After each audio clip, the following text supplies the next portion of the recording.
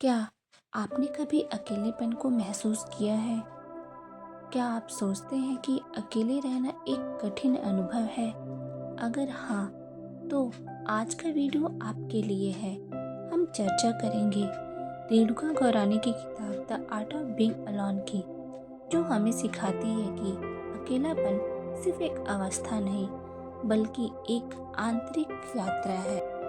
तो आइए शुरू करते हैं इस किताब की समरी चैप्टर वाइज। पहला चैप्टर है अकेलापन एक आंतरिक यात्रा। लेखक कहते हैं अकेलापन क्या है? यह सिर्फ शारीरिक रूप से अकेले होना नहीं है, बल्कि एक भावनात्मक अनुभव है। इसे नकारात्मक मानने की बजाय इसे आत्मचिंतन का जरिया बनाना चाहिए। अकेलापन वह समय है जब हम बाहरी दुनिया से अलग होकर अपने अंदर की दुनिया को समझ सकते हैं। अकेले समय में हम अपनी असली इच्छाओं और सपनों को पहचानते हैं। बाहरी शोर से दूर रहकर हम अपनी मानसिक शांति को पा सकते हैं और अकेलेपन से हमें जीवन को एक नए नज़रिए से देखने का अवसर मिलता है। अकेलापन में हमें खुद को बातचीत करने का मौका मिलता है। यह हमें अपनी भावनाओं और विचारों को बेहतर ढंग से समझने में मदद करता है। चैप्टर फर्स्ट हमें सिखाता है कि अकेले रहना डरने की चीज़ नहीं है, बल्कि यह खुद को खोजने का समय है। अपनी कमजोरियों और ताकतों को पहचानें और इस समय को अपने मानसिक और भावनात्मक विकास के लिए इस्तेमाल करें। यह अध्याय हमें यह सिखाता है कि अकेलापन हमारी ज़िंदगी को समझने और बेहतर बनाने का जरिया बन सकता है। चैप्टर 2 अकेलेपन का महत्व। दूसरा अध्याय जो हमें बताता है कि अकेलापन का महत्व क्या है और इसे हम अपनी ताकत कैसे बना सकते हैं। समाज अक्सर अकेलेपन को नकारात्मक रूप में देखता है, लेकिन इस अध्याय में बताया गया है कि अकेले रहना हमारे आत्मिक और मानसिक विकास के लिए ज़रूरी है। यह समय खुद को समझने का मौका है। अकेलेपन में हमें यह जानने का समय मिलता है कि हमारी असली प्राथमिकताएं क्या है। यह हमें दूसरों पर निर्भर रहना छोड़ने और खुद को आत्मनिर्भर बनाने में मदद करता है। लेखक बताते हैं कि अकेले रहकर हम अपनी गलतियों और उपलब्धियों का विश्लेषण कर सकते हैं। यह हमें बेहतर इंसान बनने में मदद करता है। जब हम दूसरों के विचारों और शोर से दूर होते हैं तो हमारा दिमाग एक नए विचार और रचनात्मकता के लिए खुलता है।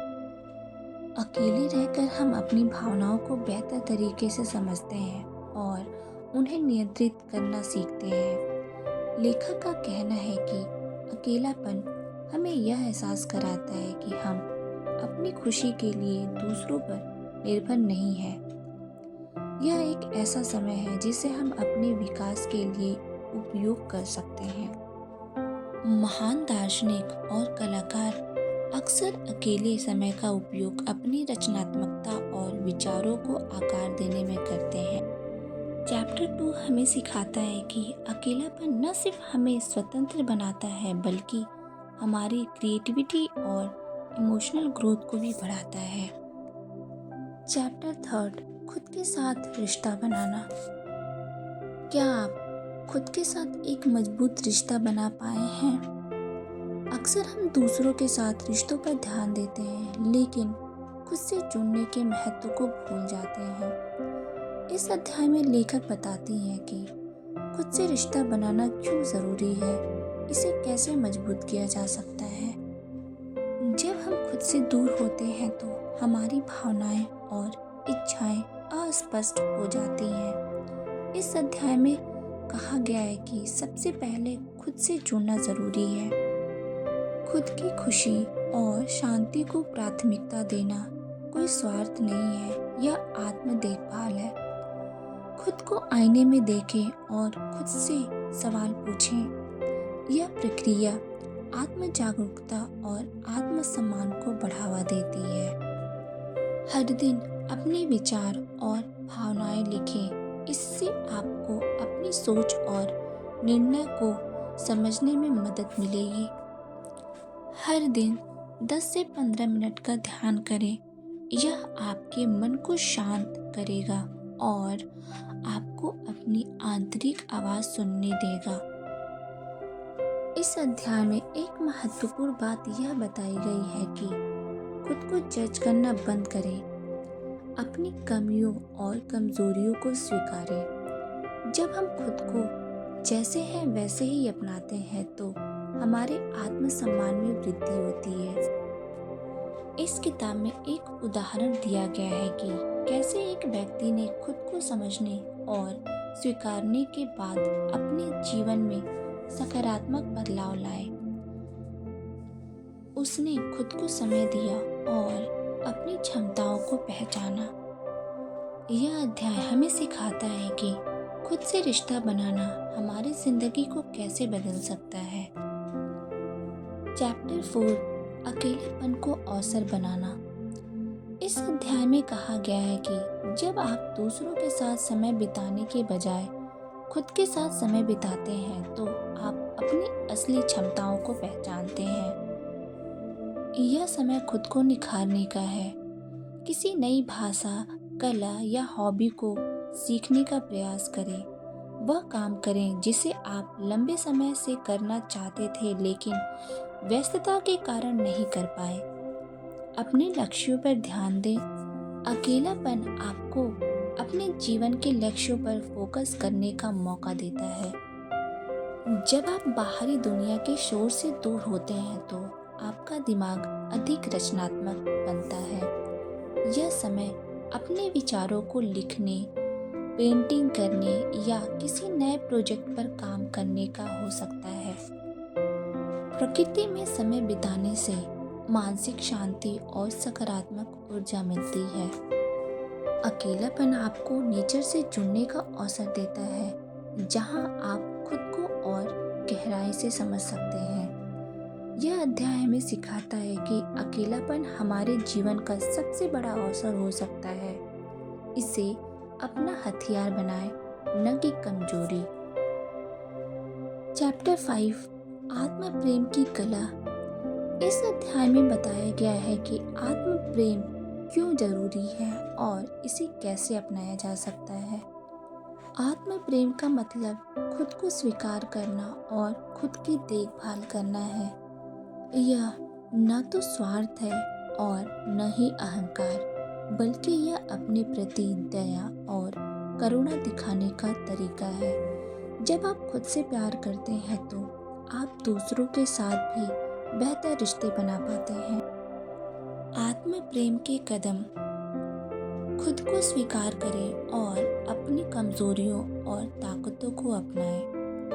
परफेक्शन के पीछे न भागें। याद रखें, आप जैसे हैं वैसे ही अनोखे और अद्भुत हैं।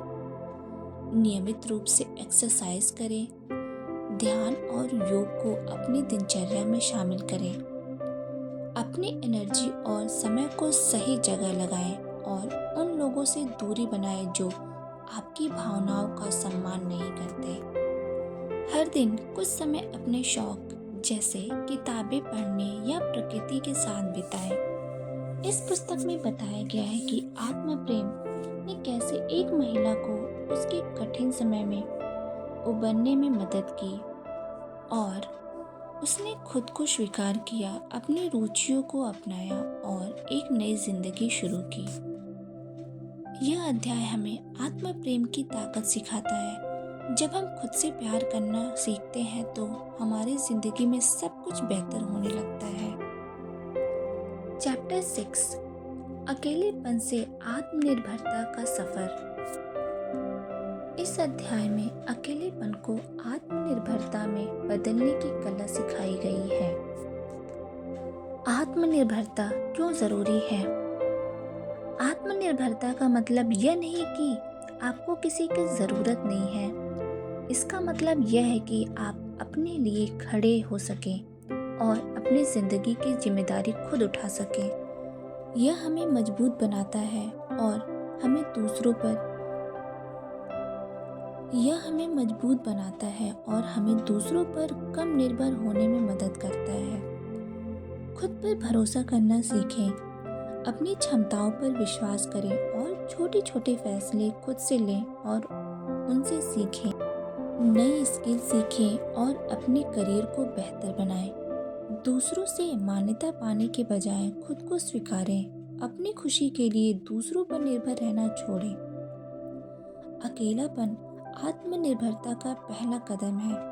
अपनी जिंदगी की जिम्मेदारियां खुद उठाएं। आत्मनिर्भरता आपको स्वतंत्र और आत्मविश्वासी बनाता है। The art of being alone यह अध्याय हमें सिखाती है कि कैसे अकेलापन हमें आत्मनिर्भर बना सकता है।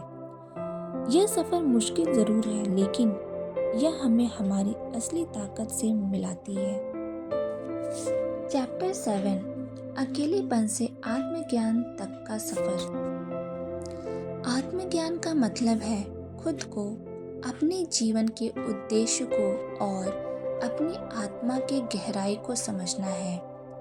यह एक ऐसा अनुभव है जो हमें अपनी सीमाओं से परे जाने और खुद को नई ऊंचाइयों पर ले जाने में मदद करता है।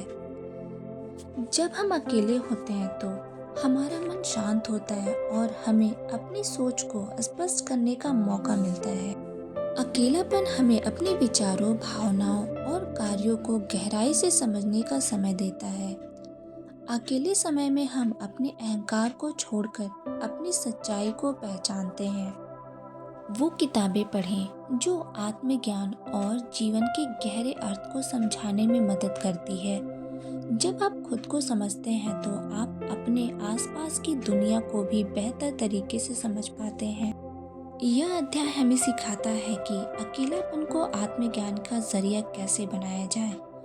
आत्मज्ञान वह रोशनी है जो हमारी जिंदगी को गहराई और शांति से भर देती है। चैप्टर 8 अकेलेपन से मुक्ति की ओर। इस किताब का 8वां और आखिरी अध्याय हमें सिखाता है कि अकेलापन के माध्यम से हम मुक्ति की ओर कैसे बढ़ सकते हैं। आज हम जानेंगे कि अकेलापन का अंतिम उद्देश्य क्या है और कैसे यह हमें आत्मनिर्भरता और सच्ची स्वतंत्रता की ओर ले जाता है। मुक्ति का मतलब है मानसिक और भावनात्मक रूप से स्वतंत्र होना। यह केवल बाहरी दुनिया से नहीं, बल्कि अपने भीतर के डर, संकोच और सीमाओं से भी मुक्ति प्राप्त करना है। जब हम खुद को पूरी तरह से स्वीकार करते हैं तो हम मुक्ति की ओर बढ़ते हैं।